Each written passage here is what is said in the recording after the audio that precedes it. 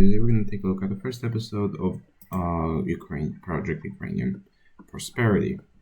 So in this scenario, we're going to see a scenario. Okay, so this scenario is going to be basically what if Ukraine won World War I, but with some changes, and it's going to be, in my opinion, you'll see a very total victory. But Ukraine will do some stuff first. First, they will go on a larger recruiting campaign. During this, just going ahead and recruiting the Persian country over here, Iran. I think that was what I was calling it before. Iran, as well as Crete, also Belarus. And now they're also going to have to go on a bit of an expansionist quest. First thing we'll see is the Ukrainians starting an official invasion of the Farmers Union. In our timeline, the Farmers Union kind of invaded Ukraine during World War I and got a lot of land off them, but this timeline, that's prevented. The capital is very quickly taken, and they're still recovering from that war of unification, so yeah. We see their allies also going ahead invading with Belarus, helping out. We do also see that the Warsavians start supporting this invasion of the Farmers Union as troops cross the border. And we do also see that Rome is also going to start an invasion, taking around this area.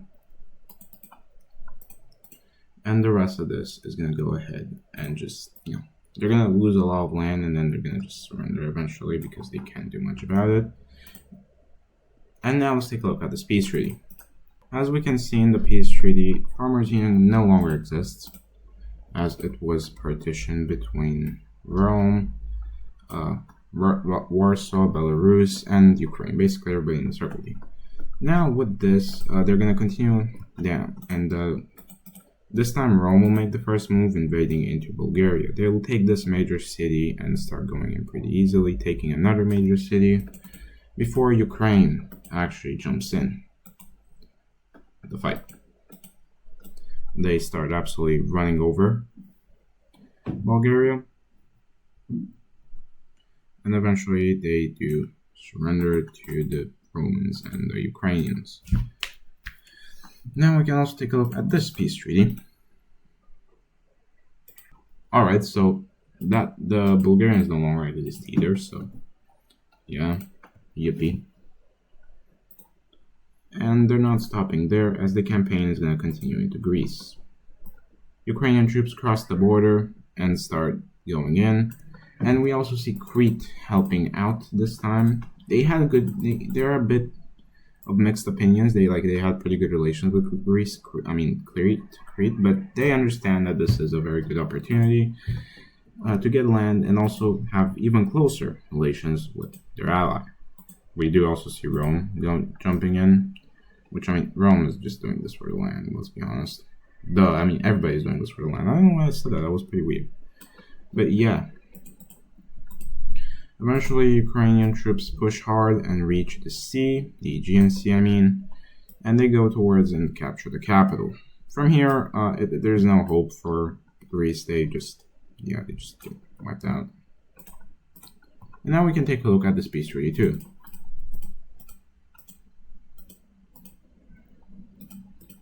Okay, taking a look at this peace treaty, we see that Greece is still allowed to exist, but they were given a government change. As we can see, I've darkened their color. And they are forced into the Circle T. Now, this expansion may put a bad reputation on their name, but theoretically speaking, all these guys were basically monarchies, basically just oppressing, I guess, the people. That's kind of their justification, and this will kind of go off unnoticed. The triangles will obviously say something against this, because you call this liberalizing, or you should give them new governments. But Circle Team, they don't have an excuse, but they're gonna make the world believe they do have an excuse that is being, the fact that democracy never has been tested before, and it's never really proven that this is how you should. I mean, Hibernia, they actually were the first democratic country in the world. They don't really care about this because they're very neutral. So yeah. This is going to be resulting in the Italian Union joining earlier in the Triangle Alliance, and we'll see this Croatia joining.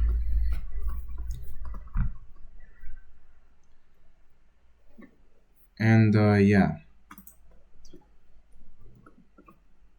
The last expansion the Ukrainians are going to be having before World War I happens is they're going to go ahead and jump the Caucasian nation. This is supported by the Hittites,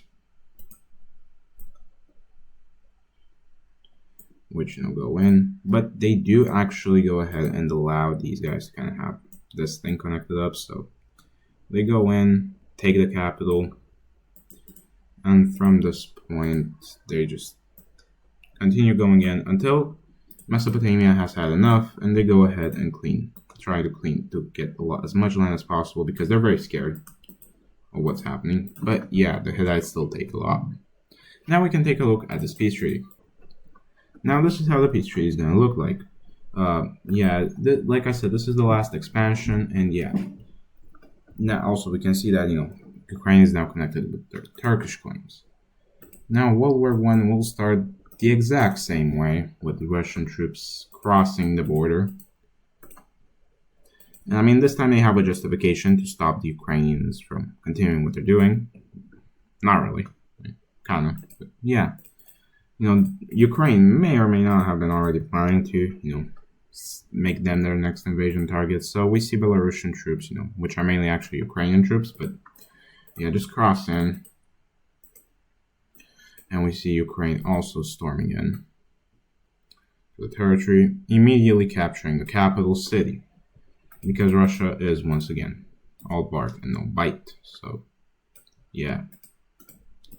From here, they're also going to go from here to the border and really just invading Russia. I mean, Russia really is not the one that you should be calling the hero, mainly because they've, not necessarily in real life, I'm not talking about real life, but in Wexo, they've obviously invaded a lot of people, even, before all the post-World War I stuff. So yeah, Mesopotamia will still make that surprise attack, but it's not going to go as good. Because this may also, because now they're going to have to deal with 2 fronts, which they do also push in here, but it's pretty tough. They don't really manage to capture the capital, but they do reach the Red Sea. Eventually, we still see the same thing that happened in our timeline happen, but this time it's going to be much more brutal as Ukrainian troops reach both countries. And they may have been talking with the green team for them to join the triangle. Not the triangle, but the circle alliance. And they're going to do just that. Joining the circles in order to defeat the Mesopotamians and for their justification, basically bring peace to the world. So they're going to land over here in the recently captured territory. And yeah, the Hittites simply just start storming in. I mean, Hittites, they're also going in, but with the help of Ukraine. And talking about them, they're also going to go into here and immediately capture the capital, going along the coastline. From here, France feels very threatened by this, and the Triangle Alliance warns that if Ukrainian troops don't leave all territories of Russia, Mesopotamia, and Jordan, war will occur. The Circle team will say "fuck you," and the Triangle Alliance will join this war, and pretty much putting all these 3 in the square team in the Triangle Alliance, but it's it's a bit bad.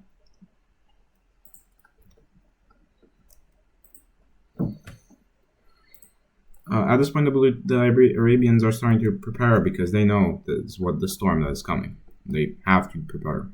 So yeah. Rome was ready. Obviously, they're gonna cross the border and start absolutely destroying the Italian Union. but they're actually gonna hold, maybe due to some supplies from another nation. I'm assuming the Dutch are heavily supplying them, because if you remember in World War I Ukraine, before World War I, when the Circle Alliance was formed, the Dutch were very against that. So I'm imagining they're supplying the triangles. And Croatia is not a strong country. Neither is the Italian Union, but they're a bit better. Croatia is pretty weak. They've been pretty neutral in their life. And they're going to meet their end like they did in the World War II of our timeline. So, yeah, they're going to meet their end there. So, that's sad. Very sad. At this point, we would see Iran cross in the border and link up with Caspia and start entering in the territory.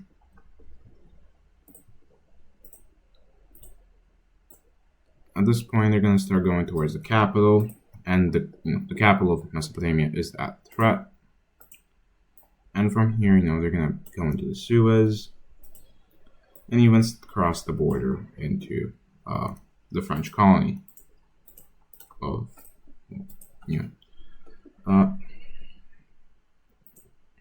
we also see Rome cross in and meet up with their ally, and from here continuing the invasion.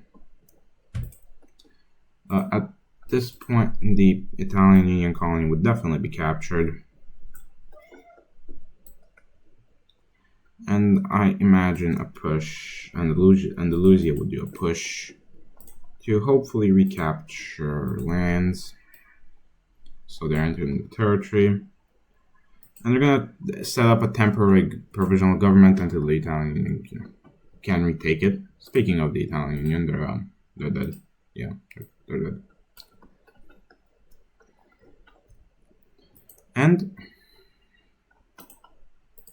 at this point, the very large pushbacks start happening against the colonialists here. The Romans, they're invading pretty easily, and they don't really meet. They meet resistance, but what can they really do? And the moment the Arabians finally join this Triangle Alliance to make the same plan, the old empire, all that stuff, we immediately see the plan being activated, and Persyndia joins the Circle team.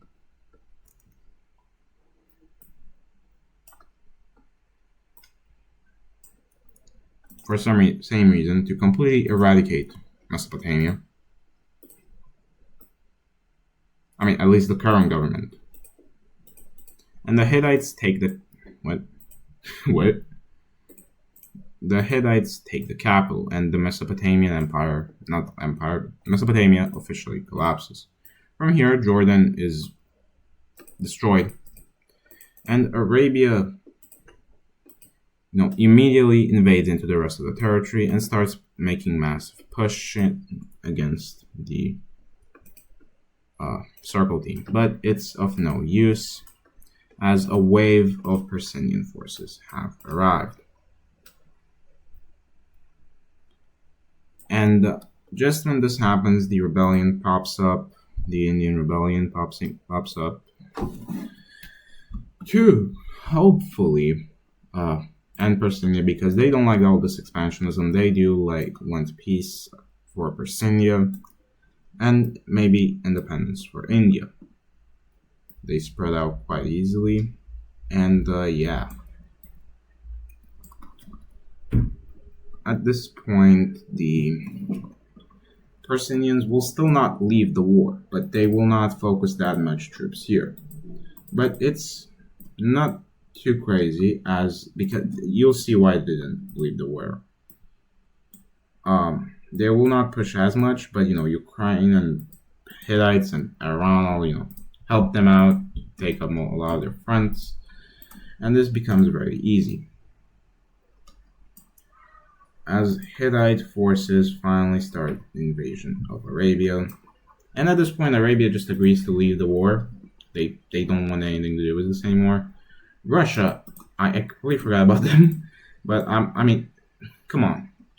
As you're in their state they're in, they simply, the government collapses. They literally have no chance against Ukraine. And when they push a bit more, Russia falls to Ukraine.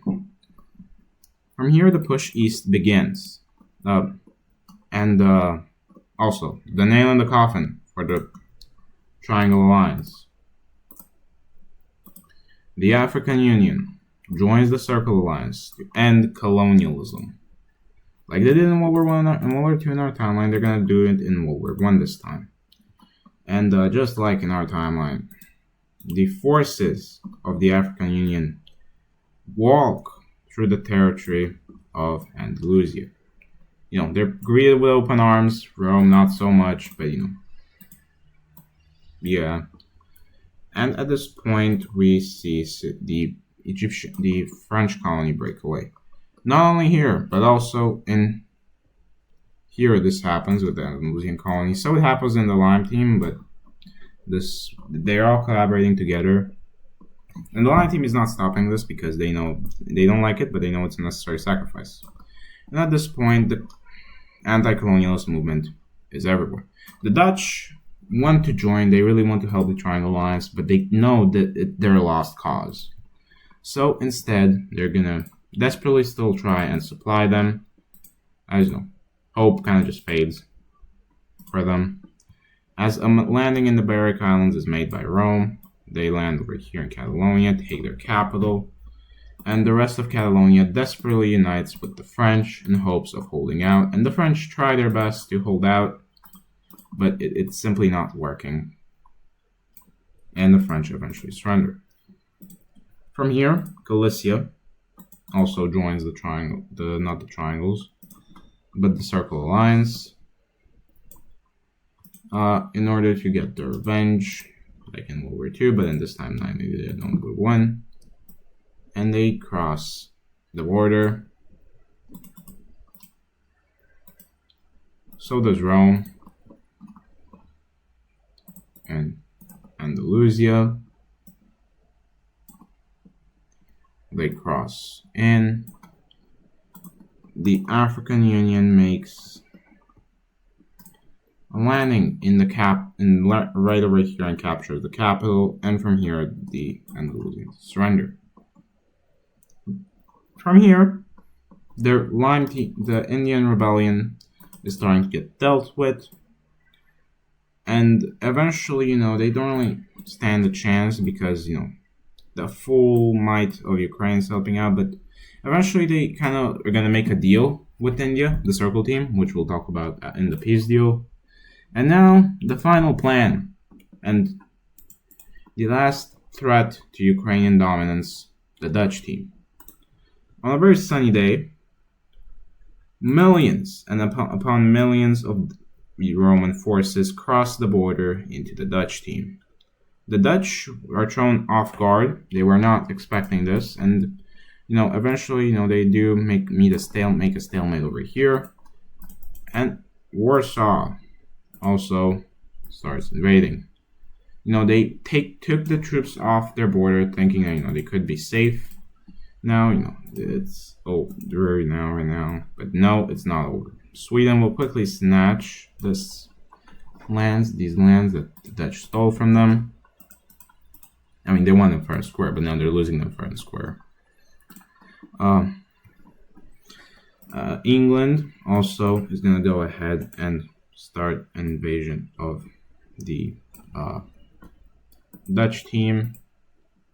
And Warsaw is continuing, and at this point I should mention this, but they're also going to destroy their puppet state. And the Dutch know there is no hope and agree to surrender. Now we can finally take a look at this very long peace treaty. I think I got everything. This is a very weird map for you to look at and for me. So let's start with the more simple things before we get to the mess that is Europe.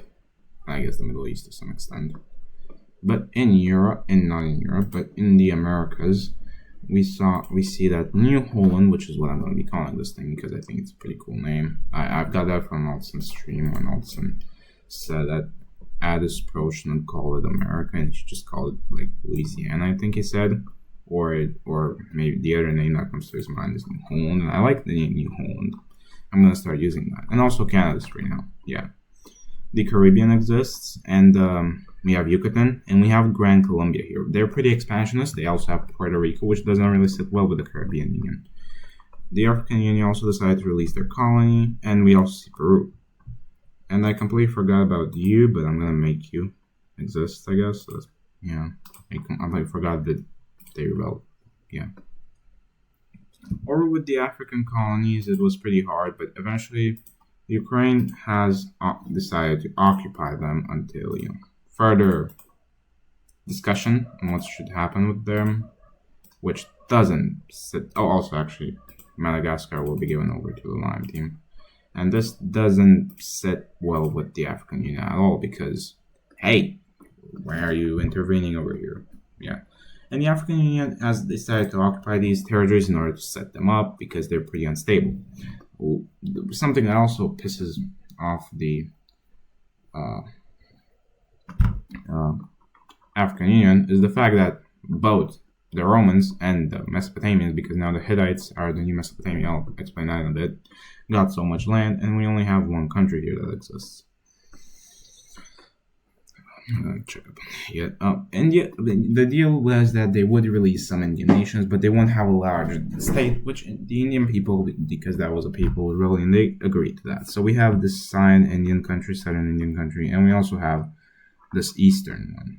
Good luck surviving. These guys, Persindia drained the Indian resources dry. So even so, these are pretty poor, mainly because of Persindia. Yeah, you can thank them for that. The Mesopotamians don't exist anymore. They exist, but the Hittites are in control. They claim that they are the true Mesopotamian now. Caspia got a puppet state over here. The Iranians are pretty big now. They're pretty strong too. Ukraine, which we'll talk about, but they're not really Ukraine anymore. Got a bit, but not too much. So yeah. Persinia also expanded along the coastline, and some land was given to Mesopotamia, but Arabia got away pretty good, actually.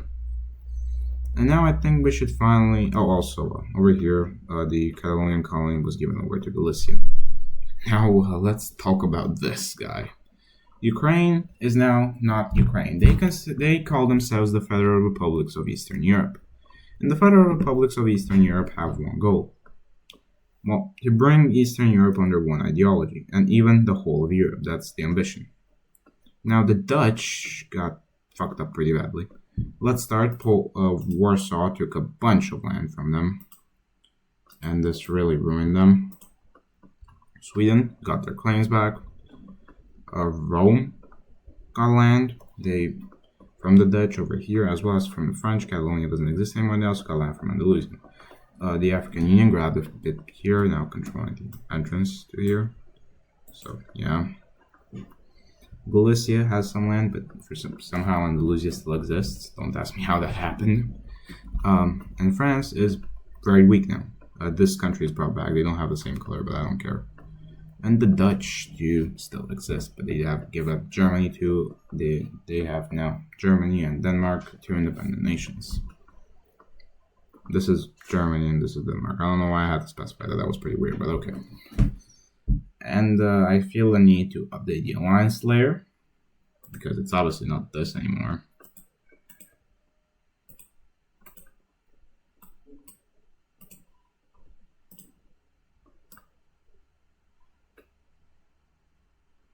Instead, first of all, the Triangle Alliance is disbanded and does not exist anymore, obviously. The Circle Alliance is the same, but we have new members joining in this alliance.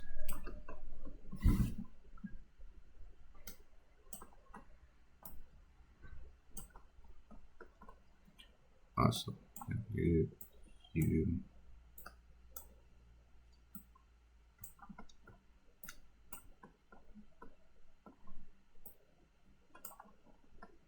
We have Persindia joining in. Caspia joins in.